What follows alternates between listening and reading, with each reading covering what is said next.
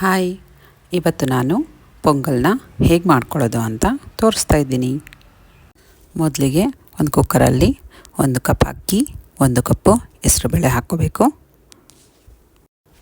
ಇದನ್ನು ಚೆನ್ನಾಗಿ ವಾಶ್ ಮಾಡಿಕೊಂಡು ಯಾವ ಕಪ್ಪಿನ ಅಳತೆಯಲ್ಲಿ ಅಕ್ಕಿ ಮತ್ತು ಬೇಳೆ ತೊಗೊಂಡಿರ್ತೀವೋ ಅದೇ ಕಪ್ಪಿನ ಅಳತೆಯಲ್ಲಿ 1ಕ್ಕೆ 2 ಕಪ್ಪಿನಷ್ಟು ನೀರು ಹಾಕಬೇಕು. ಇದಕ್ಕೆ 1 ಸ್ಪೂನ್ ಉಪ್ಪನ್ನು ಸೇರಿಸಿ ಸ್ಟವ್ ಮೇಲೆ ಇಟ್ಟು 3 ವಿಸಲನ್ನು ಬರ್ಸ್ಕೊತಾ ಇದ್ದೀನಿ. ಇಲ್ಲಿ ನಾನು 1 ಈರುಳ್ಳಿ, ಸ್ವಲ್ಪ ಪುದೀನ, 2 ಮೆಣಸಿನ್ಕಾಯಿ, ಸ್ವಲ್ಪ ಕರಿಬೇವನ್ನ ತೊಗೊಂಡಿದ್ದೀನಿ. ಹಾಗೆ ಸ್ವಲ್ಪ ಗೋಡಂಬಿ, 8ರಿಂದ 10 ಕಾಳುಮೆಣಸನ್ನ ತೊಗೊಂಡಿದ್ದೀನಿ.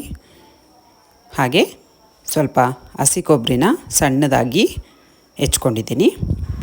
ಈಗ ಒಗ್ಗರಣೆಗೆ ಹಾಕ್ಕೊಳ್ಳೋಣ. ಸ್ವಲ್ಪ ಎಣ್ಣೆ, 1 ಸ್ಪೂನ್ ತುಪ್ಪ ಹಾಕ್ಕೊಂಡಿದ್ದೀನಿ. ಒಗ್ಗರಣೆಗೆ ಸ್ವಲ್ಪ ಸಾಸಿವೆ, ಜೀರಿಗೆ, ಕಡಲೆಬೇಳೆ, 8ರಿಂದ 10 ಕಾಳುಮೆಣಸು, 2 ಮೆಣಸಿನ್ಕಾಯಿ, ಹಾಗೆ ಕರಿಬೇವು, ಸ್ವಲ್ಪ ಪುದೀನ, ಗೋಡಂಬಿ ಹಾಗೆ ಈರುಳ್ಳಿನ ಹಾಕಿ ಚೆನ್ನಾಗಿ ಬಾಡಿಸ್ಕೋಬೇಕು. ಇಲ್ಲಿ 1 ಸ್ಪೂನ್ ಉಪ್ಪು, ಸ್ವಲ್ಪ ಅರಶಿನ ಪುಡಿ ಹಾಕ್ಕೊಂಡಿದ್ದೀನಿ.